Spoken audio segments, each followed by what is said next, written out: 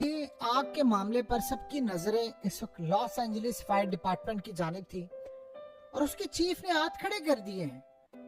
ان سے پوچھا گیا ہے کہ آپ ہمیں ایک ٹائم لائن دے دیں کہ کیا ہونے جا رہا ہے۔ اس نے کہا کہ 10 دن تک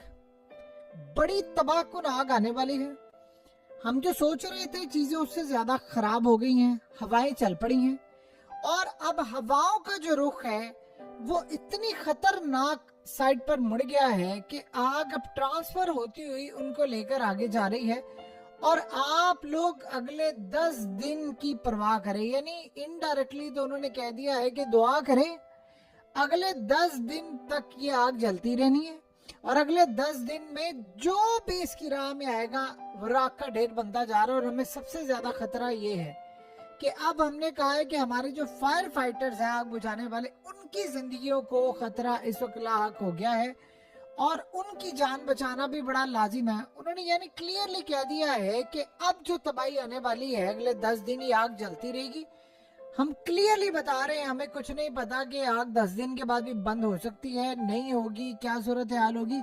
ہمیں صرف اتنا پتا ہے کہ اس وقت حالات بہت زیادہ خطرناک ہونے والے ہیں، اور آپ لوگ اس کو یعنی پوری طرح ایڈمٹ کرنے کے لیے تیار ہیں۔ اب یہ جو واقعہ ہے وہ کہہ رہے ہیں کہ شاید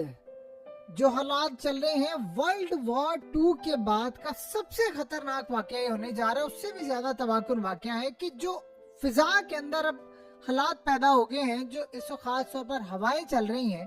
وہ ہوائیں اچانک سے کہیں آئی ہیں اور اس کے بعد حالات بالکل کنٹرول سے باہر ہیں۔ اور جو اس وقت کے حالات یہ بتا رہے ہیں کہ غالباً اب امریکہ کے اندر بڑے پیمانے پر ایمرجنسی نافذ ہونے والی ہے، اور انہوں نے کام یہ کیا ہے کہ جو فائر فائٹرز ہیں وہ دوسری یعنی جو سٹیٹس کے اندر ہیں یا دوسری جگہوں پر ہیں، ان کو بھی وہاں پر اب بلایا جا رہا ہے کہ آپ دوسری شہروں سے، دوسری سٹیٹ سے آئیں اور آ کر یہ ساری کی ساری آگ بجھائیں۔ مسئلہ سارا یہ ہے کہ ہواؤں کا رخ ہے اس وقت بہت زیادہ تیز، آپ کو تو فائر ٹورنیڈو بھی ہے، تو وہاں پر جو فائر فائٹرز ہیں ان کی اپنی جان کو خطرہ لاحق اس وقت ہو رہا ہے کہ وہ اپنی جان بچائیں یا یہ کام کریں، کیونکہ ایک حد تک ان کو جو ٹریننگ دی جاتی ہے کہ آپ نے کس لیول پر جا کر آگ بجھانی ہے، اگر آپ کی طرف آ جائے گا۔ مسئلہ یہاں پر یہ آیا ہے کہ ان کو اپنی جان بچانا مشکل ہے، کیونکہ ہوا کی جو خاص طور پر آپ اس کو پریڈکٹ نہیں کر سکتے کہ کس ڈائریکشن میں جائے گی ہوا یا کس طرف آئے گی۔ اچانک سے تیز ہوا چلتی ہے اور ہوا کا یعنی جو اب سپیڈ ہے اس کا لیول جو ہے وہ بڑھتا جا رہا ہے 112 کلومیٹر فی گھنٹے کی رفتار سے، اور یہ تیزی سے بڑھتی جا رہی ہے۔ اور جب یہ اتنی تیزی سے ہوا بڑھ رہی ہے تو آگ آپ سوچے فائر فائٹرز کو خود جلا کر آگ کا ڈھیر بنا دیتی، باوجود اس کے کہ اس نے ایسے کپڑے پہنے ہیں جو فائر پروف ہیں اور تمام چیزیں، ان کو اپنے آپ کو بھی بچانا ہے اور آگ بھی بجھانی ہے۔ ادھر سے ہو یہ رہا ہے کہ جو پرائیویٹ فائر فائٹرز ہیں